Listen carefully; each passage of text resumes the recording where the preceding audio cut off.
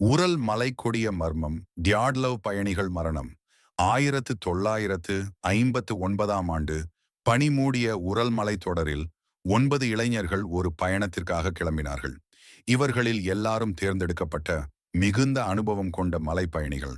இவர்கள் தலைமையிலானவர் ஈகோ டியாட்லவ். பயணக் குறிக்கோள் உறைபனியில் மூடிய ஓட்டோட்டென் மலைக்கு சென்று திரும்புவது. ஆனால் அவர்கள் யாரும் திரும்பவில்லை. இதுதான் ஆரம்பம்.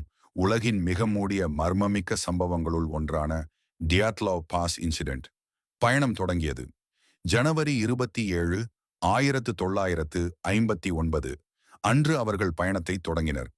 பிப்ரவரி 1 அன்று அவர்கள் தங்கள் கூடாரத்தை கோலாத் ஷாஹல் எனும் மலையில் அமைத்தனர்.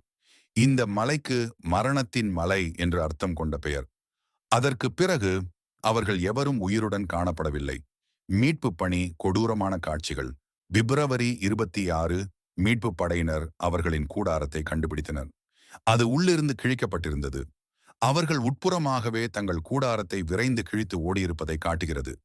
பனியிலும் 23 டிகிரி செல்சியஸ் வெப்பநிலையிலும் சிலர் கால் உறையாமலும் உள்ளாடை மட்டும் அணிந்தும் ஓடியிருப்பது போல பதபாதங்கள் இருந்தன.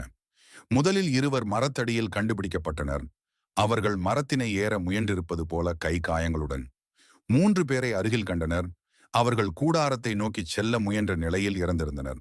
ஆனால் பின்னர் கண்டுபிடிக்கப்பட்ட 4 உடல்கள்தான் உண்மையான அதிர்ச்சியை ஏற்படுத்தியது. அதிர்ச்சி தரும் மரணங்கள். ஒருவரின் நாக்கும் கண்களும் இல்லை. மற்றொருவர் முழு மார்பும் நசுங்கியிருந்தது. ஆனால் வெளிப்புறத்தில் எந்த காயமும் இல்லை. பேருந்து மோதி காயமடைந்தவர் போல. சிலரின் உடைகள் அணுசக்தி கதிர்வீச்சு கொண்டிருந்தன. மறுபுறம் எந்த வன்முறை தடயமும் இல்லை. அவலாஞ்ச் அங்கள் இல்லை. விலங்குகள் தாக்கமில்லை. கூடாரம் பிழையின்றி அமைக்கப்பட்டது. அவர்கள் பைத்தியம் பிடித்தவர்கள் அல்ல. என்ன நடந்தது? பல ஆண்டுகளாக பல்வேறு கருத்துக்கள் உருவானது. அவலாஞ்சே, ஆனால் அடையாளமே இல்லை. ரஷ்ய ரகசிய ஆயுத சோதனை, இன்ஃப்ராசவுண்ட், காற்று அலை, தூண்டல் பீதி, மன அழுத்தம் மற்றும் காட்சி தவறுகள் ஏற்படலாம். அந்நிய கிரகவாசிகள், UFO, ஏடி அல்லது மர்ம உயிரி.